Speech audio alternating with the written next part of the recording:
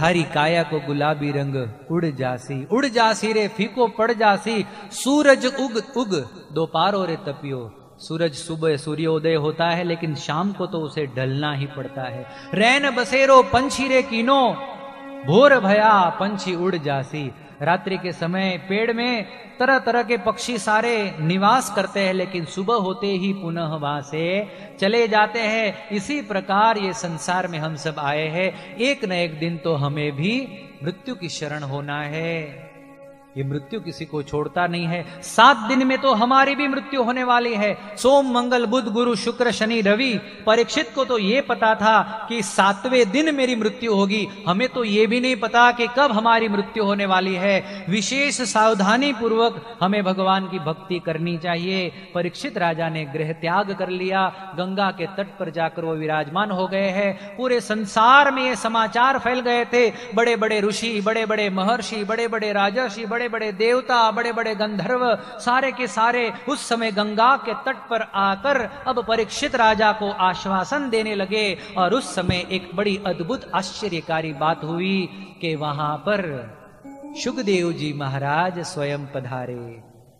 ये पृथ्वी पर स्वैर भाव से अलक्ष्य रूप से विचरण करने वाले शुकदेव जी, कि जिनके शरीर पर वर्णाश्रम का कोई भी बाह्य चिन्ह नहीं था, जो हमेशा आत्मानुभूति का अनुभव करते रहते थे, जो अवधूत का वेश जिन्होंने धारण किया था, जिनकी 16 साल की आयुष्य थी, जिनके चरण, जिनके हाथ, जिनकी जंघा, जिनकी भुजाएं, जिनके कंधे, जिनके कपोल और अत्यंत सुकुमार थे, जिनके नेत्र बड़े अद्भुत मनोहर थे, जिनकी इस प्रकार से नासिका थोड़ी सी अधिक ऊंची थी, जिनका मुख चंद्र की तरह शोभायमान था, जिनका गला सुंदर शंख जैसा था, जिनकी छाती चौड़ी थी और उभरी हुई थी, उदर में त्रिवली से युक्त था और लंबी लंबी भुजाएं वाले ऐसे दिगंबर सदा रहने वाले शुकदेव जी महाराज उस समय परीक्षित राजा को दर्शन देने के लिए गंगा किनारे पहुंचे। उस समय शुकदेव जी के दर्शन करते ही सारे के सारे देवता, बड़े बड़े राजा अपने अपने सेवकों के साथ, बड़े बड़े ब्रह्मर्षि राजर्षि अपने अपने चेलों के साथ शुकदेव जी को सम्मान देने के लिए अपने जगह पर खड़े हो गए और शुकदेव जी का जय जयकार करने लगे। बोलो शुकदेव जी महाराज की।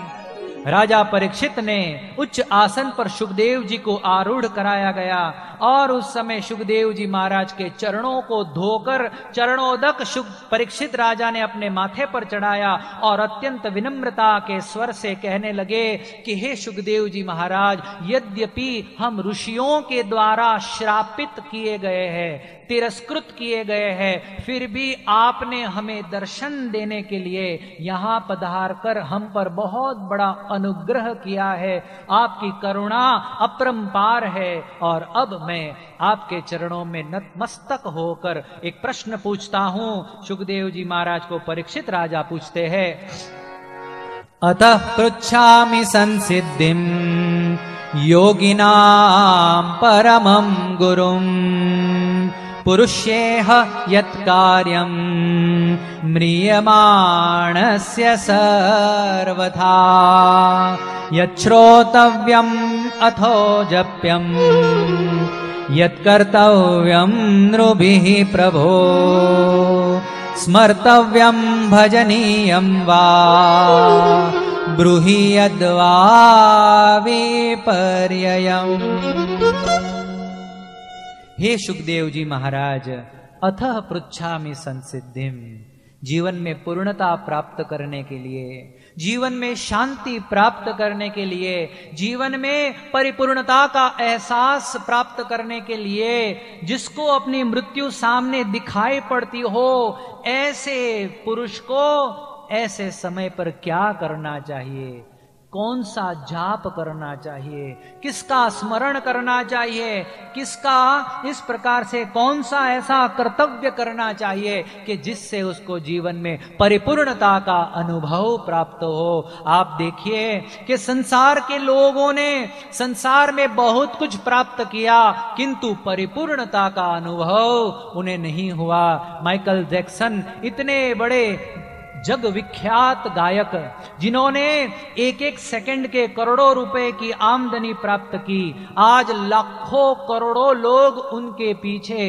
इस प्रकार से लालायित रहते थे उनके दर्शन के लिए। ऐसे माइकल जैक्सन ने स्वयं अपने लिए कहा कि इट हर्ट्स टू बी मी, मुझे अपने आप पर इस प्रकार से खेद होता है। I am the loneliest person in the whole of America. फिर अपने ही वाक्य को सुधारते हुए कहा कि not just America, on this whole world there is no single person as lonely as me. तो ऐसे बड़े बड़े दिग्गजों ने भी जीवन में परिपूर्णता का अनुभव नहीं किया। एल्विस प्रेस्ली 1917 के दशक में एक ऐसा अद्भुत बड़ा गवैया कि जिसने म्यूजिक को एक अलग ही पायदान पर पहुंचाया, वो एल्विस प्रेस्ली इतना प्रसिद्ध हुआ था कि अपने जमाने में 16 साल के विश्व में कोई नवयुवान अमेरिका में विश्व में ऐसे नहीं थे कि जो घर से जब निकले तो एल्विस के नाम की या तो घड़ी या उसके नाम का टी शर्ट या उसके नाम की टोपी या उसके नाम के दस्ताने या उसके नाम के जूते उसने न पहने हो। ऐसा एल्विस प्रेस्ली सब कुछ प्राप्त हुआ जीवन में, लेकिन परिपूर्णता का अनुभव नहीं हुआ।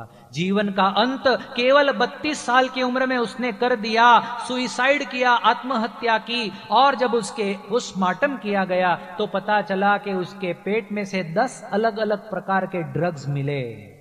शांति के लिए, अमन और चैन के लिए मनुष्य को कैसे कैसे विकृत उपाय करने पड़ते हैं। तो ऐसी जो शांति, परिपूर्णता, जीवन में अब कृतार्थता का अनुभव मुझे कैसे हो, ये आप मुझे बताइए। सुखदेव जी महाराज ने कहा कि परीक्षित, शास्त्रों में खटवांग राजा की बात आती है। खटवांग जब देवताओं के पक्ष में लड़ने के लिए स्वर्ग में गए, आकाशवाणी के माध्यम से पता चला कि हे खटवांग, तू देवताओं के पक्ष में लड़ने आया है, लेकिन 2 घड़ी में तेरी मृत्यु होने वाली है। 1 घड़ी यानी 24 मिनट, 2 घड़ी यानी 48 मिनट। खटवांग राजा ने उस समय अस्त्र शस्त्रों को परित्याग कर दिया, पृथ्वी में आकर आंखें बंद करके भगवान का स्मरण किया, परिपूर्णता का अनुभव हुआ। सुखदेव जी कहते हैं, परीक्षित, तेरे पास तो 7 दिन है, मैं तुझे भागवत की कथा सुनाता हूं, और भागवत की 7 दिन की कथा सुनकर तू भगवान में अपने मन को जोड़ दे,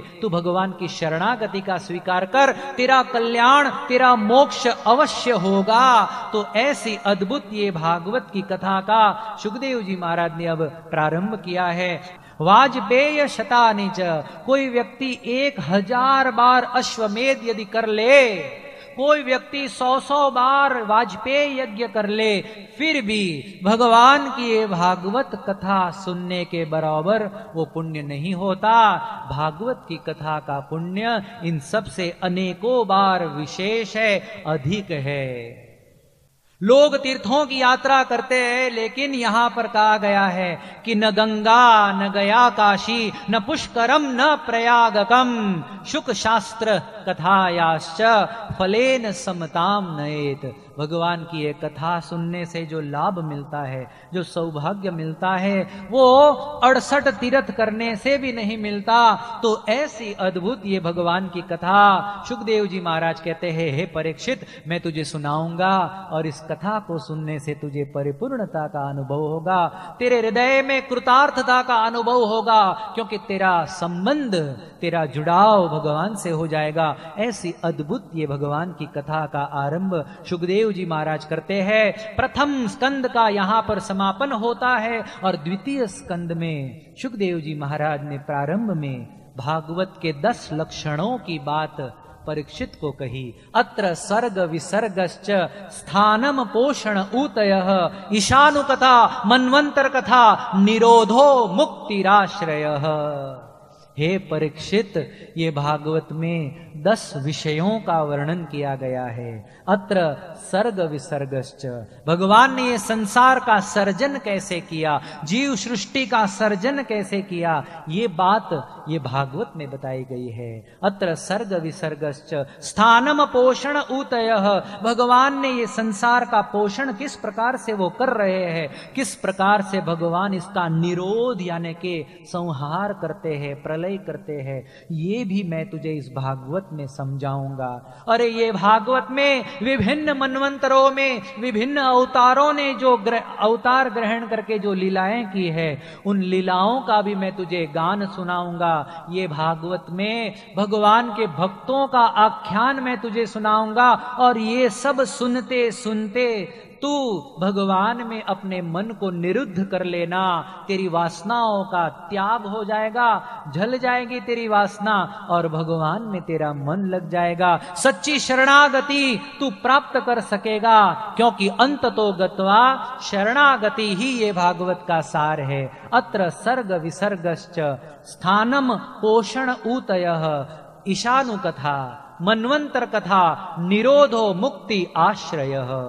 ये आश्रय तुझे होगा तो ऐसी अद्भुत ये कथा जिसमें 10 प्रकार के विषयों का निरूपण किया गया है, लेकिन प्रारंभ होता है भगवान के कर्तृत्व की शक्ति से।